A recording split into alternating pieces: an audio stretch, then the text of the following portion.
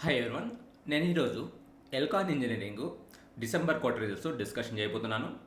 ఇది రికమెండేషన్ కాదు, education purpose మాత్రమే డిస్కషన్ చేస్తున్నాము. కాబట్టి మీరు ఏదైనా ఫైనాన్షియల్ డెసిషన్ తీసుకునే ముందర సొంతంగా ఆలోచించుకొని తర్వాత డెసిషన్ తీసుకోండి. ఎందుకంటే నేను ఇది ఇప్పటికిప్పుడు అనలైజ్ చేసుకొని చెప్తున్నాను అనమాట.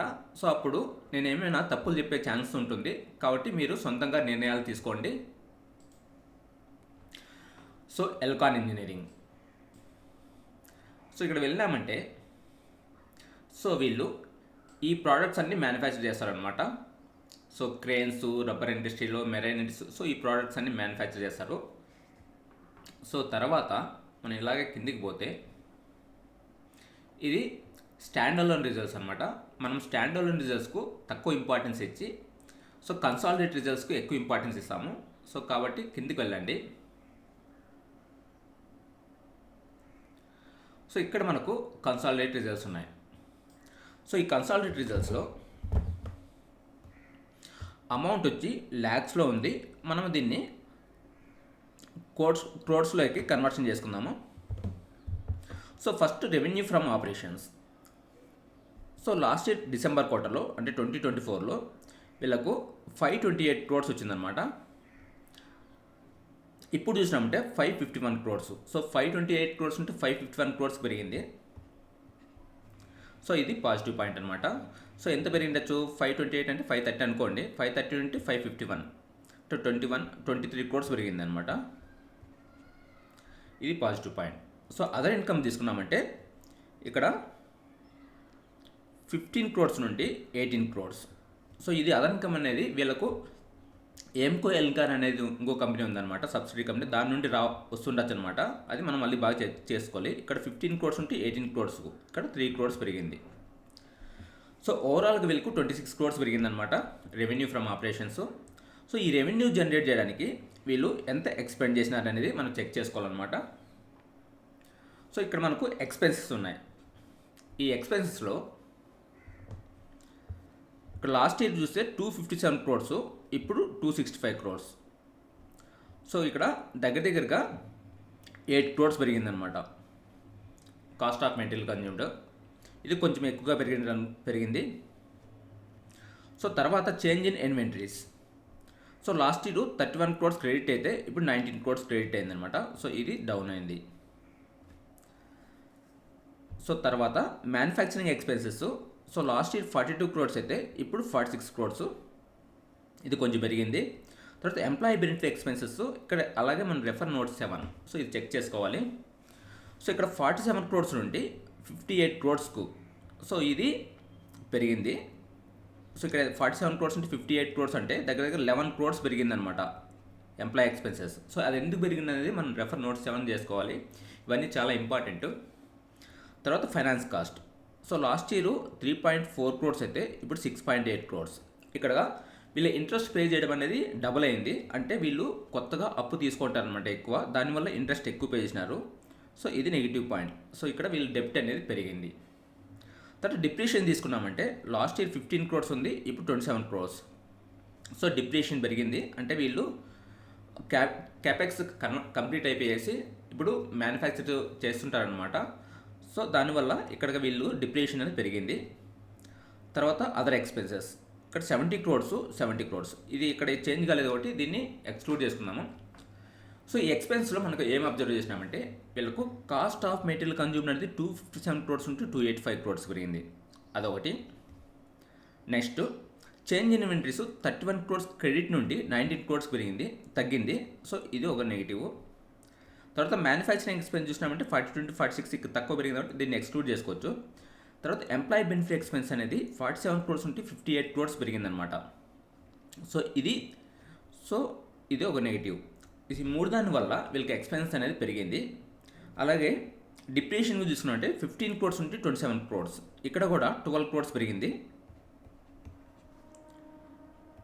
సో దీనివల్ల కూడా వీళ్ళకు ఎక్స్పెన్స్ పెరిగింది అనమాట. సో వీళ్ళకి ఎక్స్పెన్స్ అనేది రెవెన్యూ ఫ్రమ్ ఆపరేషన్స్ అనేది పెరిగింది, కానీ దానికన్నా ఎక్స్పెన్స్ అనేది ఎక్కువ పెరిగింది అనమాట. అది ఎక్కడంటే కాస్ట్ ఆఫ్ మెటీరియల్ కన్జ్యూమ్డ్, ఇంకోటి చేంజ్ ఇన్ ఇన్వెంటరీస్, అలాగే ఎంప్లాయీ బెనిఫిట్ ఎక్స్పెన్సెస్, అలాగే డిప్రిషియేషన్. సో దీనివల్ల వీళ్ళకి ఎక్స్పెన్స్ పెరిగినాయి. సో ఇక్కడ టోటల్ ఎక్స్పెన్స్ చూసినామంటే 405 crores నుండి 476 crores పెరిగింది. సో ఇక్కడ 70 crores ఎక్స్పెన్సెస్ పెరిగింది. సో ఇది గుర్తుపెట్టుకోవాలి.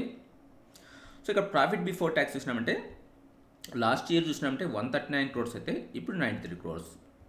ఎందువల్లంటే వీళ్ళకు రెవెన్యూస్ కన్నా ఎక్స్పెన్స్ అనేది ఎక్కువ పెరిగినాయి. దానివల్ల ప్రాఫిట్ బిఫోర్ ట్యాక్స్ తగ్గింది. 139 crores నుండి 93 crores అంటే ఇక్కడ 39 7 46 crores తగ్గిందనమాట. సో ఎందువల్లంటే ఎక్స్పెన్స్ పెరిగినాయి. తర్వాత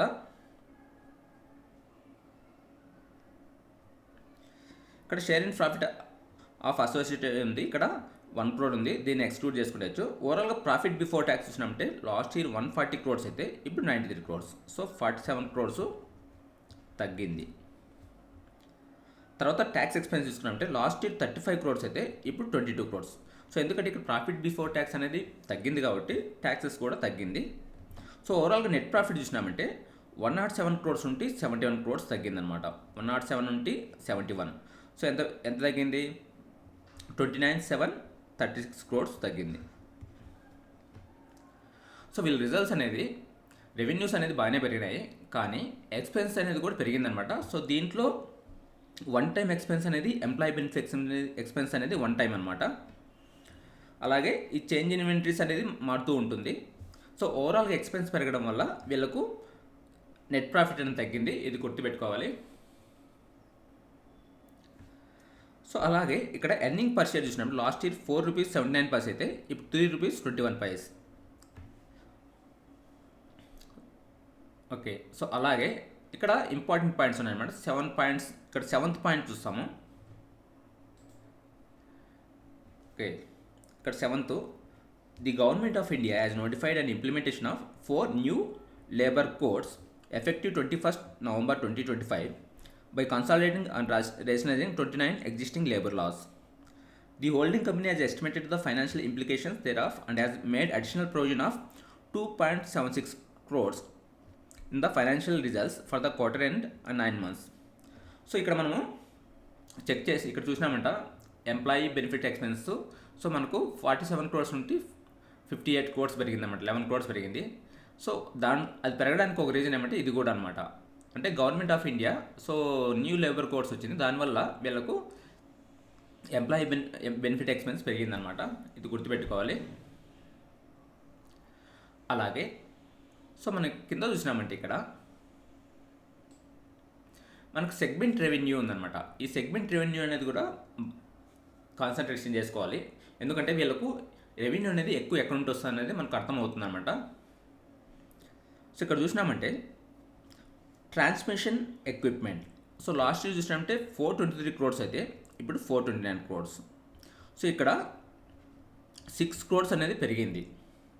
తర్వాత మెటీరియల్ హ్యాండ్లింగ్ ఎక్విప్మెంట్ చూసినామంటే 111 crores నుండి 135 crores. సో ఇక్కడ కూడా పెరిగిందనమాట. అంటే వీళ్ళ 2 segments అనేది రెవెన్యూస్ అనేది పెరిగిందనమాట. తర్వాత elimination of inter division sales. ఇక్కడ 6 crores at 13 crores. సో ఇది లాస్ అనమాట. సో దీనివల్ల లాస్ట్ ఇయర్ 528 crores అయితే ఇప్పుడు 551 crores. సో ఈ elimination of inter division sales వల్ల సో వీళ్ళకి కొన్ని లాసెస్ ఉంది, అవి మైనస్ చేస్తే మనకు 551 crores వచ్చింది. సో దీనివల్ల వీళ్ళు ప్రాఫిట్స్ ఎలా జనరేట్ చేసినారు? సో ట్రాన్స్మిషన్ సెగ్మెంట్ అయితే 117 crores నుండి 78 crores. సో ఇక్కడ చాలా తగ్గిందనమాట. సో పైన చూసినామంటే ఇక్కడ ట్రాన్స్మిషన్ ఎక్విప్మెంట్లో 423 crores నుండి 429 రెవెన్యూస్ పెరిగినాయి, కానీ ప్రాఫిట్స్ దగ్గర వచ్చేందుకు లాస్లోకి వచ్చిందన్నమాట. 117 crores నుండి 78 crores. సో ట్రాన్స్మిషన్ ఎక్విప్మెంట్లో వీళ్ళకు ప్రాఫిట్స్ అనేది తగ్గింది. తర్వాత మెటీరియల్ హ్యాండ్లింగ్ ఎక్విప్మెంట్లో చూసినామంటే 35 crores నుండి 32 crores. ఇక్కడ కూడా తగ్గిందనమాట. సో ఇక్కడ రెఫర్ నోట్ 3 ఉంది. నోట్ 3 అనేది చూడాలన్నమాట. సో వీళ్ళకు రెవెన్యూస్ అనేది పెరిగింది, కానీ ట్రాన్స్మిషన్ ఎక్విప్మెంట్లో 117 crores నుండి 78 crores ఇక్కడ చాలా ఎక్కువ తగ్గిందనమాట. ఎంత తగ్గిందంటే ఇక్కడ 22 crores, ఇది 17, 22, 17, 39 crores తగ్గిందనమాట ఇక్కడే. సో దీనివల్ల వీళ్ళకు ప్రాఫిట్స్ అనేది తగ్గింది. సో నెక్స్ట్ క్వార్టర్లో ఈ ట్రాన్స్మిషన్ ఎక్విప్మెంట్ అనేది ఎలా ఉంటుందనేది మనం అనలైజ్ చేసుకోవాలన్నమాట. సో ఇక్కడ వీళ్ళకు ప్రాఫిట్స్ పెరిగినాయంటే ఓవరాల్గా ప్రాఫిట్స్ పెరిగే ఛాన్స్ ఉంటుందన్నమాట. అలాగే ఇక్కడ ఫైనాన్స్ కాస్ట్ చూసినామంటే 3.4 crores నుండి 6.8 crores. సో ఇక్కడ వీళ్ళకు ఫైనాన్స్ కాస్ట్ అనేది డబుల్ అయిందంటే వీళ్ళకి డెప్ట్ కూడా డబుల్ అయి ఉంటుంది అనమాట. సో ఇక్కడ other unallocated corporate overheads 19 crores నుండి 15 crores తగ్గింది. అన్అలొకబుల్ ఇన్కమ్ వచ్చి -12 crores నుండి -13 crores. సో ఇవన్నీ ఇగ్నోర్ చేసుకోండి. సో మనకు ఇప్పుడు ఈ రిజల్ట్స్ వల్ల ఏమర్థమైందంటే వీళ్ళకు రెవెన్యూస్ అనేది పెరిగింది కానీ ఎక్స్పెన్స్ అనేది పెరిగినాయి అనమాట. సో దానివల్ల వీళ్ళకు ప్రాఫిట్స్ అనేది తగ్గింది. సో అది ఎక్కడ తగ్గిందంటే సో ఇక్కడ చూసినామంటే ట్రాన్స్మిషన్ ఎక్విప్మెంట్లో 117 crores నుండి 78 crores తగ్గిందనమాట. అంటే 39 crores తగ్గింది. సో ఇది నెగిటివ్ పాయింట్. సో మనము నెక్స్ట్ క్వార్టర్లో వీళ్ళు ఎలా ఈ ట్రాన్స్మిషన్ ఎక్విప్మెంట్లో ఎక్కువ ప్రాఫిట్స్ వస్తాయి అనేది చూసుకోవాలన్నమాట. అప్పుడే మనము ప్రతి క్వార్టర్లో చెక్ చేసుకుంటూ లాంగ్ టర్మ్ ఇన్వెస్ట్ చేయాలా వద్దనేది డిసైడ్ చేసుకోవచ్చు అనమాట. సో మనము ప్రతి క్వార్టరు చెక్ చేయాలన్నమాట. మనం ఏది మిస్ చేయడానికి లేదు. సో అప్పుడే మనకు ఏ కంపెనీ పైన పాజిటివ్ ఒపీనియన్ లేదంటే నెగిటివ్ ఒపీనియన్ అనేది మనకు ఏర్పడుతూ వస్తుందన్నమాట. ఇది స్లో ప్రాసెస్. అలాగే మనకి ఏమైనా పనికొచ్చే పాయింట్స్ ఇంకా ఉన్నాయేమో చూస్తాం కింద.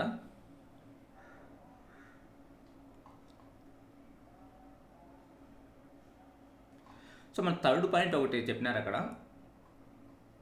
ఓకే, ఇదన్నమాట. సో ఇక్కడ ఎక్సెప్షన్ ఐటమ్స్ రెఫర్ నోట్ 6, అలాగే material handling equipment refer note 3. So 3ను 6 మనం చూసుకోవాలన్నమాట. సో 3 అనేది ఇది.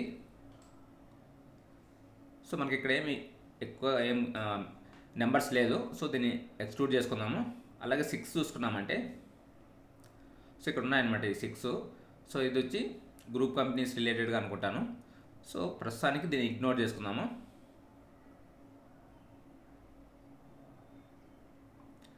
సో ఇవన్నీ వీళ్ళకు సో వీళ్ళకు రిలేషన్షిప్ కంపెనీస్ అనమాట. ఇక్కడ హోలీ ఓన్ సబ్సిడరీస్. సో ఇవన్నీ సబ్సిడరీ కంపెనీస్ అనమాట. ఓకే, ఇవి అసోసియేట్ కంపెనీస్ వచ్చి Aimco, Elecon India limited, Elecon engineering, okay, Elecon Africa limited, ఇవన్నీ. సో ఇది మనకు రిజిస్టర్డ్ కంపెనీ అనమాట. సో దీనికి ప్రాఫిట్స్ బాగానే వచ్చినాయి. సో ఇవన్నీ ఎక్స్క్లూడ్ చేసుకునేద్దాము.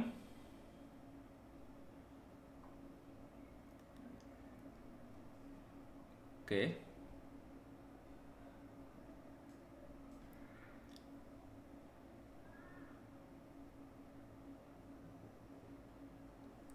సో ఇవి మేనేజ్మెంట్ కామెంటరీ అనమాట. సో మీరు తర్వాత చదువుకోండి.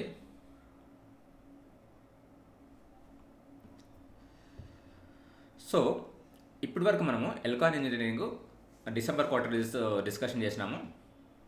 సో ఓవరాల్గా ఏమంటే ఇక్కడ మనం స్క్రీనర్లో కూడా చూసుకుందాము. సో స్క్రీనర్లో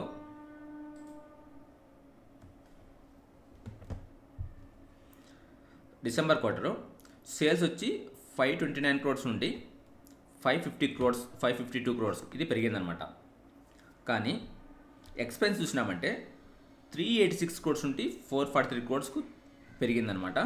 సో ఎందువల్లంటే ఆల్రెడీ మనం చెక్ చేసాం ఎంప్లాయీ బెనిఫిట్ ఎక్స్పెన్స్, అలాగే డిప్రిషియేషను, అలాగే మెటీరియల్ కన్జ్యూమ్డ్ దీనివల్ల పెరిగినాయన్నమాట. సో ఇక్కడ చూసినామంటే ఎక్స్పెన్సెస్లో ఇక్కడ మెటీరియల్ కాస్ట్ అనేది 42% నుండి 48% పెరిగిందనమాట. సో ఇక్కడ 6% పెరిగింది. అలాగే ఎంప్లాయీ కాస్ట్ చూసినప్పుడు 9% నుండి 10% పెరిగిందనమాట. సో దీనివల్ల వీళ్ళకు ప్రాఫిట్స్ అనేది తగ్గింది. సో ఆపరేటింగ్ ప్రాఫిట్ మార్జిన్స్ అనేది పెరిగిందనమాట. 17% నుండి 19% పెరిగిందనమాట. ఇది పాజిటివ్ పాయింట్. సో ఇంట్రెస్ట్ అనేది 3 crores నుండి 7 crores పెరిగింది. ఇది నెగిటివ్ పాయింట్. అంటే వీళ్ళు డెప్ట్ ఎక్కువ చేసినారు. అది ఎందుకు చేసినారు అనేది మనం తెలుసుకోవాలన్నమాట. అలాగే డెప్రిషియేషన్ అనేది 16 crores నుండి 27 crores పెరిగింది. ఒకవేళ ప్రాఫిట్ బిఫోర్ ట్యాక్స్ చూసినట్టు 140 crores నుండి 94 crores తగ్గింది.